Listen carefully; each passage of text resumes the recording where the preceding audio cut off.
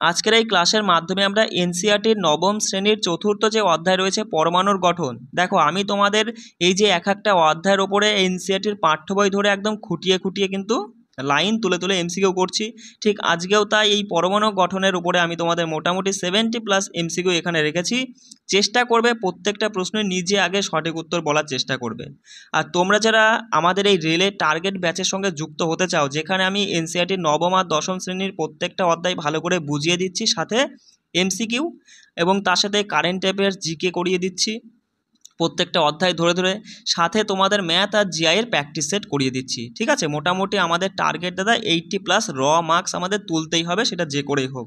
তার জন্য আমাদের যা কিছু পড়তে হয় আমরা পড়বো। ঠিক আছে, তা তোমরা যারা আমাদের এই টেলিগ্রাম ব্যাচে যুক্ত হতে চাও, সরাসরি দেখো ডেসক্রিপশনে একটা নাম্বার রয়েছে, ওই নাম্বারে আমার সঙ্গে যোগাযোগ করতে পারো। চলো, তা প্রত্যেকটা প্রশ্ন নিজে অ্যান্সার বলবে, আমি প্রশ্ন বলবো সঙ্গে সঙ্গে অ্যান্সার বলবে। দেখো প্রথম প্রশ্ন বলছে যে একটি মৌলিক পদার্থের পরমাণু আরেকটি মৌলিক পদার্থের পরমাণু থেকে ভিন্ন হওয়ার মূল কারণটা কি?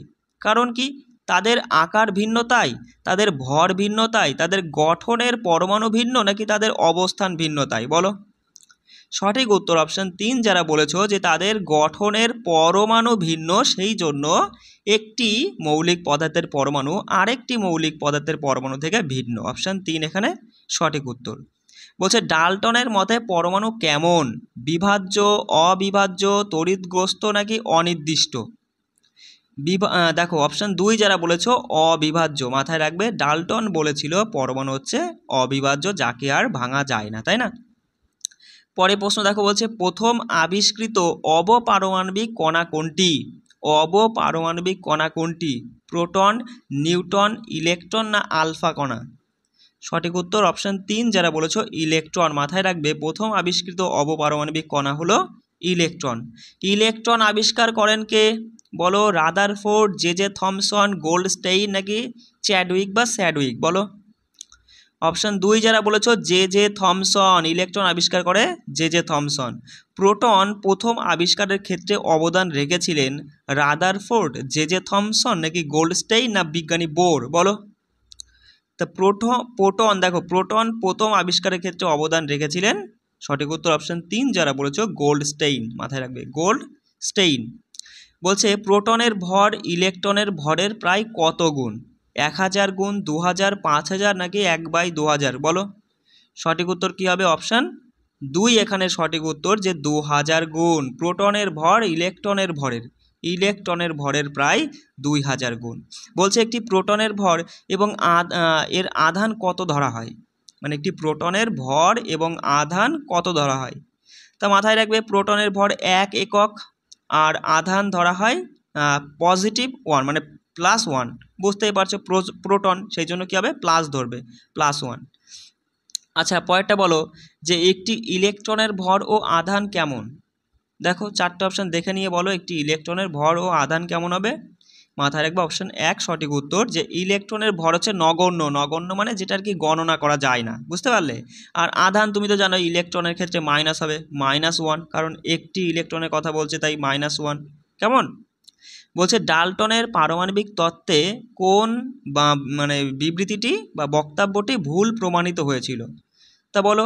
ডাল্টন বলেছিল যে সব পদার্থই পরমাণু দিয়ে গঠিত, একই মৌলের সব পরমাণু অভিন্ন, পরমাণু অবিভাজ্য, রাসায়নিক বিক্রিয়ায় পরমাণু পুনর্বিন্যস্ত হয়। তাহলে এই তথ্যগুলো তো ডাল্টন বলেছিল, তাহলে এর মধ্যে কোনটা ভুল হিসাবে প্রমাণিত হয়েছিল? অপশান 3 যারা বলেছো যে পরমাণু অবিভাজ্য, এটা আসলে ভুল। আমরা পরে দেখলাম না, পরমাণুকে ভাঙা যায়, ওর মধ্যে আরও অবপারমাণবিক কণা রয়েছে, তাই না?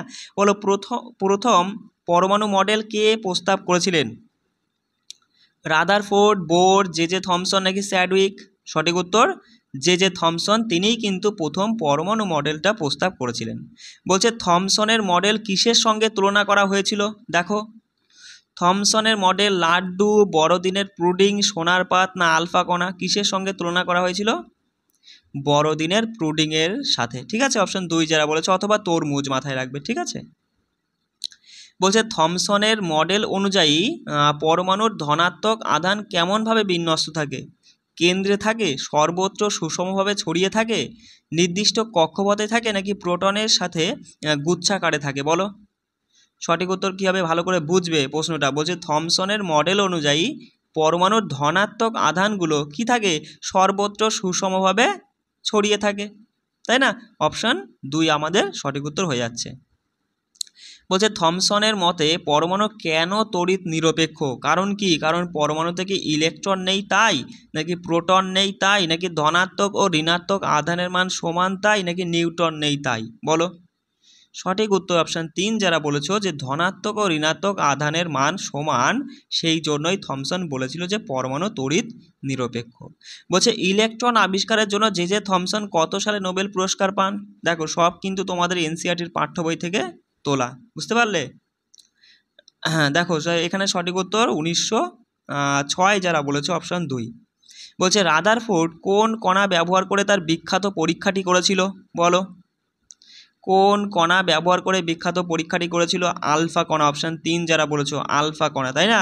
বলছে রাদারফোর্ড পরীক্ষার জন্য কোন ধাতুর পাত ব্যবহার করেছিল? লোহা, রূপা, মানে রূপা, লোহা, সোনা, প্লাটিনাম, কোনটা?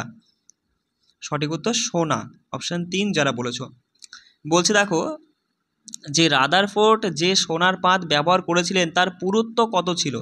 10টি অ্যাটমের সমান, 100টি অ্যাটমের সমান, 1000টি অ্যাটমের সমান, নাকি 10,000টি অ্যাটম অর্থাৎ পরমাণুর সমান? বলো। সঠিক উত্তর অপশান 3 যারা বলেছো যে 1000টি অ্যাটম অর্থাৎ পরমাণুর সমান। দেখো আমি তোমাদের বলেছি কি যে তুমি আগে অধ্যায়টা ভালো করে বুঝে নিবা, তারপরে 2-1বার তুমি রিডিং পড়বা, তাহলে দেখবা এই যতগুলো এই এমসিকিউ আমি করি না কেন সমস্ত মানে প্রশ্নগুলোই তুমি কিন্তু নিজে নিজেই অ্যান্সার করতে পারবা। ঠিক আছে, যারা ভালো করে পড়ে নিয়েছো তারা কিন্তু প্রশ্ন দেখার সঙ্গে সঙ্গে সঠিক উত্তর বলছো, তাই না? বলছে রাদারফোর্ডের কণা বিচ্ছুরণ পরীক্ষায় অধিকাংশ কণা কিভাবে আচরণ করেছিল? বলো। অধিকাংশ কণা কিভাবে আচরণ করেছিল? সোজা চলে যায়, 180 ডিগ্রি কোণে ফিরে আসে, নাকি ভেতরে আটকে যায়, নাকি কেন্দ্রে গিয়ে ঘোরে? বলো। সঠিক উত্তর সোজা চলে গিয়েছিল। এখানে অধিকাংশ কণার কথা বলেছে কিন্তু, কেমন? বলছে পরে প্রশ্ন যে প্রতি 12,000টি কণার মধ্যে কয়টি কণা বা কতগুলো কণা প্রতিফলিত হয়ে ফিরে আসে? দেখো প্রতিফলিত হয়ে ফিরে আসে মানে কি, মানে যে পথে যায় আবার সেই পথেই ফিরে আসে। তুমি তো জানোই যে 12,000টির মধ্যে একটি কণা যে পথেই যায় আবার সেই পথেই ফিরে আসে, তাই না? বলো পরের প্রশ্ন যে কণা বিচ্ছুরণ পরীক্ষার ফলাফল থেকে রাদারফোর্ড কী সিদ্ধান্তে পৌঁছান? যে পরমাণু অধিকাংশ স্থান ফাঁকা, পরমাণু অবিভাজ্য, নিউট্রন নেই, নাকি প্রোটনের ভেতরে ঘোরে? বলো। তা মাথায় রাখবা সঠিক উত্তর যে পরমাণু অধিকাংশ স্থানই ফাঁকা, তাই না? রাদারফোর্ড তার এই যে আলফা কণার বিচ্ছুরণ ঘটিয়ে তিনি এই সিদ্ধান্তে পৌঁছেছিলেন যে পরমাণুর অধিকাংশ স্থানই ফাঁকা, সেই জন্য অধিকাংশ কণাই সোজাসুজি সোনার পাত ভেদ করে বাইরে বেরিয়ে যাচ্ছে। বলো যে রাদারফোর্ডের পরীক্ষায় আলফা কণার কিছু সংখ্যক কণার কি মানে বিচ্যুতি হওয়ার কারণ কি ছিল? তাই এই আলফা কণার কিছু সংখ্যক কণার কি বিচ্যুতি হওয়ার কারণ কি? ইলেকট্রনের ভর বেশি থাকার জন্য, পরমাণুর ধনাত্মক আধান খুব ক্ষুদ্র স্থানে কেন্দ্রীভূত হওয়ার জন্য, নাকি ইলেকট্রনরা তোমার হচ্ছে গোলকে ছড়িয়ে থাকে সেই জন্য, নাকি নিউটন ভারসাম্য রক্ষা করার জন্য? বলো। সঠিক উত্তর অপশান 2 যারা বলেছ পরমাণুর ধনাত্মক আধান খুব ক্ষুদ্র স্থানে কেন্দ্রীভূত থাকে, তাই না? তারপর এটা বলো যে রাদারফোর্ডের মতে ধনাত্মক আধান ও পরমাণুর ভর কোথায় কেন্দ্রীভূত থাকে? ধনাত্মক আধান ও পরমাণুর ভর কোথায় কেন্দ্রীভূত থাকে? বলো। ইলেকট্রনের মধ্যে, দেখে নিও, ইলেকট্রনের মধ্যে, নাকি তোমার হচ্ছে নিউক্লিয়াসে, না বৃত্তাকার কক্ষপথে, নাকি সোনার পাতের মধ্যে? বলো। অপশান 2 যারা বলেছো যে নিউক্লিয়াসের মধ্যে কিন্তু পরমাণুর সমস্ত ভর এবং ধনাত্মক আধান ওখানেই কিন্তু থাকে, তাই না? তো দেখো রাদারফোর্ড হিসেব করে দেখেছিলেন যে পরমাণুর ব্যাসার্ধ কেন্দ্রকের ব্যাসার্ধের তুলনায় প্রায় কত গুণ? বলো। 10 গুণ, 100 গুণ, 1000 গুণ, না 10⁵ গুণ? অপশান 4 যারা বলে দিয়েছো 10⁵ গুণ। বলছে রাদারফোর্ডের পরমাণু মডেল অনুযায়ী ইলেকট্রন কিভাবে নিউক্লিয়াসকে প্রদক্ষিণ করে? সরল রেখায়, বৃত্তাকার পথে, উপবৃত্তাকার পথে, নাকি স্থির অবস্থায় থেকে? সঠিক উত্তর বৃত্তাকার পথে, অপশান 2 যারা বলেছো, তাই না?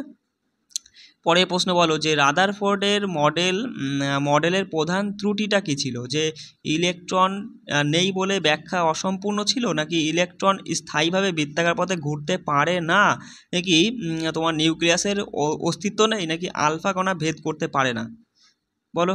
তা রাদারফোর্ডের মডেলে প্রধান ত্রুটি ছিল যে ইলেকট্রন স্থায়ীভাবে বৃত্তাকার পথে ঘুরতে পারে না।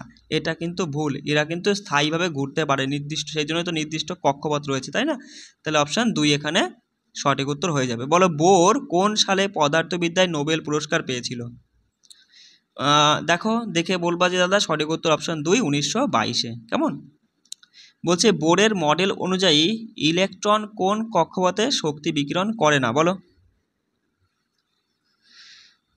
তো দেখো বোরের মডেল অনুযায়ী ইলেকট্রন তোমার কি বলছে যে যে কোনো কক্ষপথে, অনির্দিষ্ট কক্ষপথে, স্থায়ী বা স্থির কক্ষপথে নাকি কেন্দ্রকের ভেতরে? সঠিক উত্তর অপশান 3 যারা বলেছে স্থায়ী এবং স্থির কক্ষপথে তোমার হচ্ছে শক্তি বিকিরণ করে না, তাই না? আহা 1 মিনিট দেখে নাও। আচ্ছা বলো বোরের মডেল অনুযায়ী কক্ষপথগুলোকে কোন অক্ষর দ্বারা প্রকাশ করা হয়? দেখো দেখে বলো 4টি কক্ষপথ কি কি? কে, এল, এম, এন। অপশান 2 যারা বলেছো বলো পরমাণুর প্রথম কক্ষপথে এন এর মান কত? এন এর মান কত বলো? এন এর মান কিন্তু প্রথম কক্ষপথের কথা বলছে, অপশান 2 যারা বলেছো 1 হয়ে যাবে, ঠিক আছে? বলছে নিউটন আবিষ্কার করেন কে? বলো নিউটন কণা কে আবিষ্কার করেছিল? রাদারফোর্ড, বোর, জে স্যাডউইক নাকি থমসন? সঠিক উত্তর বিজ্ঞানী জে স্যাডউইক, অপশান 3, ঠিক আছে? বলছে নিউটনের আধান কেমন? বলো দেখে নাও, দেখে সঙ্গে সঙ্গে বলবা যে অপশান 3 হবে 0। নিউটন হচ্ছে তড়িৎ নিরপেক্ষ, মানে নিউটনের কোনো আধানই নেই, তাই না? বলছে একটি পরমাণুর ভর নির্ভর করে কিসের ওপরে? একটি পরমাণুর ভর কিসের উপর নির্ভর করে? বলো শুধু ইলেকট্রনের ওপর, শুধু প্রোটনের উপর, নাকি নিউটন আর ইলেকট্রন দুটোর উপরেই, নাকি প্রোটন এবং ইলেকট্রন দুটোর উপরেই? বলো সঠিক উত্তর বলবে দাদা অপশান 3 যে প্রোটন প্লাস নিউটনের উপরেই কিন্তু পরমাণুর ভরটা নির্ভর করে। বলো সাধারণ হাইড্রোজেন ছাড়া সব পরমাণুর কেন্দ্রকে কি থাকে? কেবলমাত্র সাধারণ হাইড্রোজেনের থাকে না, তাছাড়া সব পরমাণুর কেন্দ্রকে থাকে তোমার বলবা নিউটন, অপশান 3, তাই না? পরের প্রশ্ন বলো যে একটি কক্ষে সর্বোচ্চ ইলেকট্রন সংখ্যা নির্ধারণের সূত্রটা কি? দেখো দেখে বলো সূত্রটা হচ্ছে বলবো অপশান 2 যে দাদা 2n², তাই তো? বলো হিলিয়াম পরমাণুর পারমাণবিক ভর দিয়েছে 4 এবং কেন্দ্রকে 2টি প্রোটন থাকলে এতে কয়টি নিউটন থাকবে? তুমি তো সঙ্গে সঙ্গে অ্যান্সার করে দিয়েছো দাদা 2 হবে সঠিক উত্তর, একদম ইজি, তাই না? কারণ আমরা জানি যে প্রোটন প্লাস নিউটন সমানই পারমাণবিক ভর। তাহলে পারমাণবিক ভর যদি 4 হয়, তার মধ্যে 2টো যদি প্রোটন হয়, তাহলে নিউটন 2টো হবে। বিষয়টা বুঝলে? চলো বলো পরের প্রশ্ন বলো যে প্রথম কক্ষপথে সর্বাধিক কয়টি ইলেকট্রন থাকতে পারে? বলো অপশান 2 যারা বলেছো 2টি। দ্বিতীয় কক্ষপথে সর্বাধিক কয়টি ইলেকট্রন থাকতে পারে? 8টি, অপশান 2 যারা বলেছো। তৃতীয় কক্ষপথে সর্বাধিক কয়টি ইলেকট্রন থাকতে পারে? 18টি, তাই না? আর চতুর্থ কক্ষপথে বলো এটা কি হবে? 32 যারা বলেছো তোমাদের সঠিক উত্তর হয়ে যাচ্ছে। বলো সর্ববহিস্থ কক্ষপথে সর্বাধিক কয়টি ইলেকট্রন থাকতে পারে? সবথেকে বাইরের কক্ষপথে 8টি, অপশান 4 যারা বলেছো। পরে প্রশ্ন অ্যান্সার দাও যে কোন মৌলগুলোর সর্ববহিস্থ কক্ষপথটা পূর্ণ, মানে 8টি ইলেকট্রন থাকে, তাদেরকে তাদের রাসায়নিক সক্রিয়তা খুব কম, মানে খুব কম আর কি বিক্রিয়া করে, রাসায়নিক বিক্রিয়া ঘটায়। তা সেগুলো কি ক্ষার ধাতুর মৌলগুলো, হ্যালোজেন মৌল, নিষ্ক্রিয় গ্যাসগুলো, নাকি ক্ষার মৃত্তিকা ধাতুগুলো? বলো সঠিক উত্তর কী হবে? যে নিষ্ক্রিয় গ্যাস, অপশান 3 যারা বলেছো। বলো একটি পরমাণুর যোজন ক্ষমতা বা যোজ্যতা নির্ধারিত হয় কিসের দ্বারা? বলো কিসের দ্বারা তোমার এই যোজন ক্ষমতা বা যোজ্যতা নির্ধারিত হয়? অপশানগুলো দেখলেই সঙ্গে সঙ্গে অ্যান্সার বলে দিয়েছো যে সর্ববহিস্থ কক্ষপথে ইলেকট্রন সংখ্যা দেখেই কিন্তু ওই পরমাণুটার আর কি তোমার এই যোজ্যতা বা যোজন ক্ষমতা নির্ধারণ করা হয়, তাই না?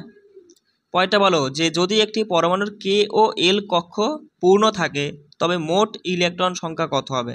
2টি, 8টি, 10টি আর 18টি। তুমি তো ভালো মতোই বুঝলে দাদা। কে আর এল, কে কক্ষে সর্বোচ্চ 2টি থাকতে পারে, এল কক্ষে বোধে 8টি, তাহলে পরে এরা সুস্থিত হবে।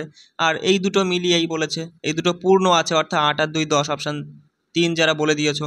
বলো সোডিয়ামের ইলেকট্রন বিন্যাসটা কী হবে? দেখো পারমাণবিক সংখ্যা দিয়েই দিয়েছে, সঙ্গে সঙ্গে তুমি বুঝেই গেছো দাদা কি হবে?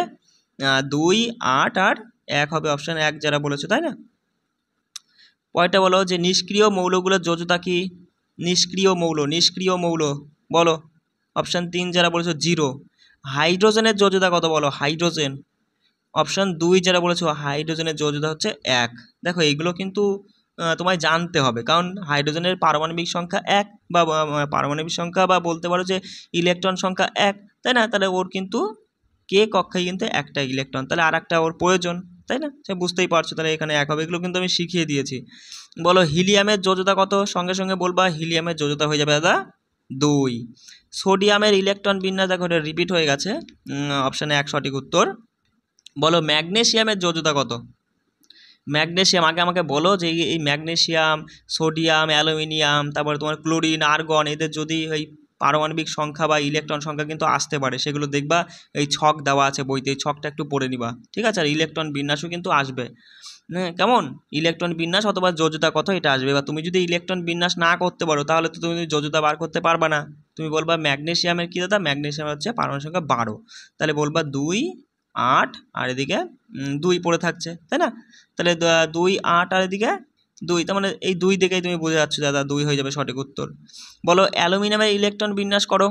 বলো আগে অ্যালুমিনিয়ামের পারমাণবিক সংখ্যা কত? অ্যালুমিনিয়ামের পারমাণবিক সংখ্যা 13, তাহলে এবার খুব সহজে তুমি বলবো অপশান 2 আমাদের সঠিক উত্তর হবে, তাই না? পরে প্রশ্ন, বলো অক্সিজেনের যোজ্যতা কত? আমি তোমাকে বলে দিই, অক্সিজেনের মাথায় রাখবা পারমাণবিক সংখ্যা বা ইলেকট্রন সংখ্যা হচ্ছে 8, ঠিক আছে? তাহলে খুব সহজে তুমি বলবা দাদা 2 আর 6, আর 6 রয়েছে মানে 4-এর থেকে বেশি, অর্থাৎ 8-এর থেকে বাদ দেবো, 2 হয়ে যাবে অপশান 1 যারা বলেছো, তাই না? আচ্ছা এগুলো কিন্তু শিখিয়ে দিয়েছিলাম। আর যদি কোনো মৌল ধরো তোমার এই পারমাণবিক সংখ্যাটা বা ইলেকট্রন বিন্যাস এই রকম হলো যে 2 হলো, এদিকে 3 হলো, তাহলে তুমি কি করবা? 8-এর থেকে কি 3 বাদ দিয়ে তুমি কি এখানে 5 নিবা? কখনোই নয়। 3 থাকলে মানে 4-এর থেকে 4টাকে তুমি মিডিয়াম ধরবা, 4 দেখবা 4-এর থেকে ছোট থাকলে পরে সেইটাই হবে, আর 4-এর থেকে যদি বেশি সংখ্যা চলে আসে, 5 আসে, 5 আসলে পরে 8-এর থেকে সেটা 8-এর থেকে বাদ দিবা। আমি কিন্তু শিখিয়ে এসেছি, তাই না? পরেরটা বলো ফ্লোরিনের সবচেয়ে বাইরের কক্ষে কয়টি ইলেকট্রন থাকে? বলো, এখানে বলে দিয়েছে যে যোজ্যতা জানতে চাইনি, এখানে বলছে সবচাইতে বাইরের কক্ষে কয়টি ইলেকট্রন থাকে। তুমি বলো ফ্লোরিনের পারমাণবিক সংখ্যা কত? ফ্লোরিনের পারমাণবিক সংখ্যা হচ্ছে 9, মাথায় রাখবে ফ্লোরিন, ঠিক আছে? ক্লোরিন নয়, ক্লোরিনের হচ্ছে 17 আর ফ্লোরিনের 9, তাহলে 9 হলে পরে বলবা 2 আর 7, 2 আর 7, তাহলে সবচেয়ে বাইরের কক্ষে 7টি ইলেকট্রন থাকে, বুঝতে পারলে? অপশান 3 যারা বলেছো, বলো নিয়নের যোজ্যতা কত? সঙ্গে সঙ্গে বলে দেবা নিয়ন একটা নিষ্ক্রিয়, অর্থাৎ 3 উত্তর, মানে অপশান 3 উত্তর, মানে 0 হবে, তাই না? বলো ফসফরাসের সম্ভাব্য যোজ্যতা কত? দেখো ফসফরাসের কথা বলছে, বলো ফসফরাসের পারমাণবিক সংখ্যা কত? 15, মাথায় রাখবে। তাহলে বলবা 2, 8, 10 হয়ে গেল, থাকলো 5, তাহলে 8-এর থেকে তুমি 5 বাদ দিবা, কত হবে? 3, অথবা 5ও কিন্তু হতে পারে। ফসফরাসের ক্ষেত্রে দেখবা এনসিইআরটির পাঠ্য বইতে দেওয়া আছে 3 অথবা 5, এটা মাথায় রাখবা। আর অপশান দেখলে ভালো মতোই বুঝতে পারবে 3 তো হচ্ছেই, তাহলে 3 অপশানে এই যে 2 মানে 2 নম্বরেই রয়েছে, তাই না? হ্যাঁ ফসফরাস। এবার বলো ফ্লোরিন, বলো ফ্লোরিনের যোজ্যতা কত? আমরা দেখলাম আগে যে ফ্লোরিনের তোমার হচ্ছে শেষ কক্ষে কয়টি ইলেকট্রন থাকে সেটা দেখলাম, আর যোজ্যতা বলবো দাদা অপশান 3 হবে 1, তাই না? বলো কোনো পরমাণুর পারমাণবিক সংখ্যা কিসের সমান হয়? পারমাণবিক সংখ্যাটা কিসের সমান? সঙ্গে সঙ্গে বলবা প্রোটন সংখ্যার সমান। দেখবা ওই যে তোমার ওই ছকেই দেখবা লেখা আছে যে পারমাণবিক সংখ্যা, তারপরে প্রোটন সংখ্যা, দেখবা পারমাণবিক সংখ্যা যা যা আছে প্রোটন সংখ্যাও দেখবা তাই তাই আছে, আর ইলেকট্রন সংখ্যাও কিন্তু তাই তাই আছে, ঠিক আছে? দেখে নিবা। আচ্ছা পরেরটা বলো যে ভর সংখ্যা কিসের দ্বারা নির্ধারিত হয়? বলো ভর সংখ্যাটা প্রোটন সংখ্যা, নিউটন সংখ্যা, প্রোটন প্লাস নিউটন সংখ্যা দ্বারা নাকি ইলেকট্রন সংখ্যা দ্বারা? সঠিক উত্তর অপশান 3 যারা বলেছে যে প্রোটন সংখ্যা নিউটন সংখ্যা যোগ করলেই পাওয়া যায় ভর সংখ্যা। বলো কার্বনের ভর সংখ্যা 12, কারণ কি? কারণ হচ্ছে তুমি বলবা দাদা কার্বনের 6টি প্রোটন আর 6টি নিউটন, অপশান 2, তাই তো? পরেরটা বলো যে সমস্থনিক বলতে কি বোঝায়? বলো 4টে অপশান দেখে নাও, দেখে নিয়ে বলো যে একই মৌলের পরমাণু যাদের প্রোটন সংখ্যা ভিন্ন তাদেরকে সমস্থনিক বলে, নাকি একই মৌলের পরমাণু যাদের ভর সংখ্যা একই তাদের বলে, নাকি একই মৌলের পরমাণু যাদের পারমাণবিক সংখ্যা একই কিন্তু ভর সংখ্যা ভিন্ন তাদের বলা হয় সমস্থনিক বা আইসোটোপ, নাকি ভিন্ন মৌলের পরমাণু যাদের ভর সংখ্যা একই? বলো সঠিক উত্তর কী হবে? বলবো দাদা অপশান 3 হয়ে যাবে, যে একই মৌলের পরমাণু যাদের পারমাণবিক সংখ্যা একই কিন্তু ভর সংখ্যাটা ভিন্ন অর্থাৎ আলাদা তাদেরকে সমস্থনিক বা আইসোটোপ বলে। হাইড্রোজেন কত প্রকারের সমস্থনিক রয়েছে? বলো অপশান দেখে বলো, হাইড্রোজেনের 3 প্রকারের সমস্থনিক বা আইসোটোপ রয়েছে। বলো তা হাইড্রোজেনের কোন সমস্থনিককে তোমার ডয়টেরিয়াম বলা হয়? ডয়টেরিয়াম। সঠিক উত্তর বলবো H2, ঠিক আছে, H2 এপাশেও লেখা যায়, অসুবিধা নেই, অপশান 2 এখানে সঠিক উত্তর। আর হাইড্রোজেনের কোন সমস্থনিককে ট্রিটিয়াম বলা হয়? H3 option. অপশান তো এখানে দেখাইনি, দেখো। হ্যাঁ চলো পরেরটা বলো।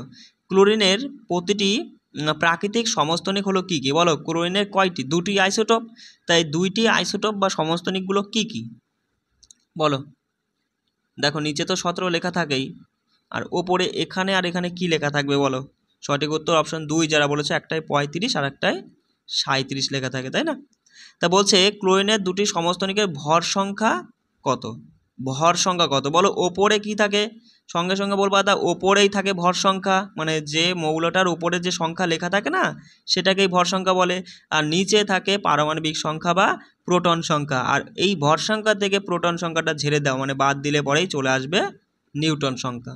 তা সঙ্গে সঙ্গে তুমি বলে দেবা যে 35 আর 37, অপশান দেখেই বলবো অপশান 2, 35 আর 37। এবার যদি নিউটন সংখ্যা বার করতে বলতো তুমি কি পারতে? না, অবশ্যই পারতে।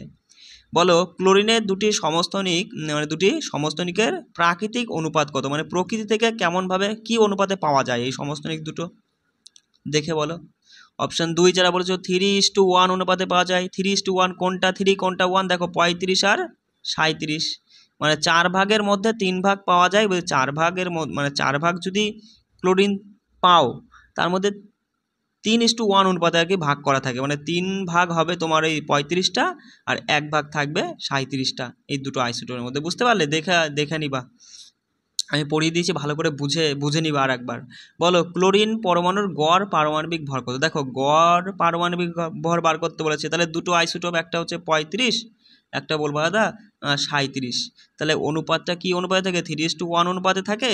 তাহলে 3:1 অনুপাত মানে আমরা ধরলাম মোটমাট 4 ইউনিট, তাহলে 4-এর মধ্যে 35টা থাকে 4-এর মধ্যে 3 ভাগ, আর 37টা থাকে 4-এর মধ্যে 1 ভাগ। ব্যাস যোগ করে দিবা, যোগ করে দিয়ে কী করতে হবে? 2 দিয়ে ভাগ করতে হবে, যেহেতু গড় বলেছে, তাই না? তাহলে পরেই দেখবা চলে আসবে। এগুলো তুমি সরাসরি মুখস্থ করে রাখবা যে 35.5 সঠিক উত্তর হবে, 35.5, ওইগুলো সরাসরি মাথায় রাখবা, ঠিক আছে? সরাসরি প্রশ্ন দিয়ে দেবে, হিসাব করতে হবে না তোমার। বলো নিচের কোন সমস্থনিকটি পারমাণবিক চুল্লিতে জ্বালানি হিসেবে ব্যবহৃত হয়? দেখে বলো। জ্বালানি হিসেবে ব্যবহৃত হয় সঙ্গে সঙ্গে বলেই দিয়েছো যে ইউরেনিয়ামের 235, ঠিক আছে। পরেরটা বলো যে ক্যান্সারের চিকিৎসায় কোন সমস্থনিক ব্যবহৃত হয়?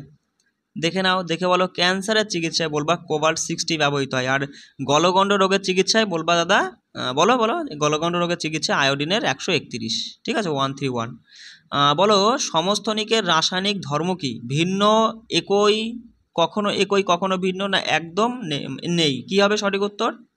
যে সমস্থনিক বা আইসোটোপের রাসায়নিক ধর্ম কিন্তু একই, অপশান 2 যারা বলেছো। বলো আইসোবার বলতে কি বোঝায়? র দেখেই মাথায় চলে আসবে, কি হবে দেখে নাও। 4টে অপশান দেখে বলবা সঙ্গে সঙ্গে।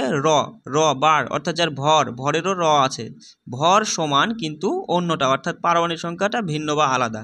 সঙ্গে সঙ্গে এখানে অপশানে দেখো, অপশান 1 না, হ্যাঁ 1 নয়, সরি, এটা পারমাণবিক সংখ্যা, এটা নয়, 1 নয় 2 দেখো, যেসব মৌলের পারমাণবিক সংখ্যা ভিন্ন, হ্যাঁ এইটা হবে, অপশান 2 হবে সঠিক উত্তর যারা বলেছো, ঠিক আছে। পয়েন্টটা বলো নিচের কোনটি একটি আইসোবারের যুগল? বার মানে আমরা ভরের মানে বুঝতে পারছি, যাদের ভর সমান। সঙ্গে সঙ্গে দেখা মাত্রই বলবা দাদা এখানে উত্তর হবে অপশান 3 হতে বাধ্য, কারণ দেখো সবার ওপরেই তো থাকে কি ভর সংখ্যা। ক্লোরিনের ক্ষেত্রে তুমি বলবা যে 35 আর 37 দুটো কি সমান নয়। তাহলে এখানে দেখো যে ক্যালসিয়াম আর আর্গন, এদের দেখো দুজনের উপরে 40 লেখা রয়েছে, হয়তো দেখতে একটু অসুবিধা হচ্ছে, কষ্ট করে পিডিএফে দেখে নিও। এরা কিন্তু আইসোবারের যুগল, অর্থাৎ অপশান 3। তাহলে এই ছিল 72টা প্রশ্ন। এবার আমাকে ছোট্ট করে একটা কমেন্ট করো, এই 72টা প্রশ্নের মধ্যে তুমি কি 70টা মানে 70টা কি অ্যান্সার করতে পেরেছো? যদি 70টা সঠিক উত্তর বলতে পারো তাহলে বুঝে নিবা যে হ্যাঁ অধ্যায়টা ভালোভাবে তোমার মাথায় আছে। আর যদি না হয় তাহলে আমি বলবো আরও একবার ভালো করে ক্লাসটা আমার যাও টেলিগ্রামে গিয়ে, কিন্তু আরও একবার ভালো করে ক্লাসটা করে নাও। দেখো খুব বেশি না, মোটামুটি 30 মিনিটের, হয়তো 30-35 মিনিটের ক্লাসটা ভালো করে দেখে আর একবার পাঠ্য বইটা রিডিং পড়বা, তারপরে গিয়ে আবার তুমি এটা মানে সলভ করবা। প্রত্যেকটা অধ্যায়ের উপরে আমি তোমাদের এইভাবে এমসিকিউ মানে পাঠ্য বই খুঁটিয়ে এমসিকিউ তুলে ধরবো, এগুলো করে নিবা। তারপরে কোনো সমস্যা হলে পরে আমি তো রয়েছি, আমাকে দেখো আমি নাম্বার বলে দিচ্ছি, এই নাম্বারে আমার সঙ্গে যোগাযোগ করবা, 6296053459, কেমন? কোনো দরকার হলে এই নাম্বারে আমার সঙ্গে হোয়াটসঅ্যাপে অথবা ফোনও করতে পারো, কোনো অসুবিধা নেই। সবাই ভালো করে পড়বে, রাখছি। জয় হিন্দ।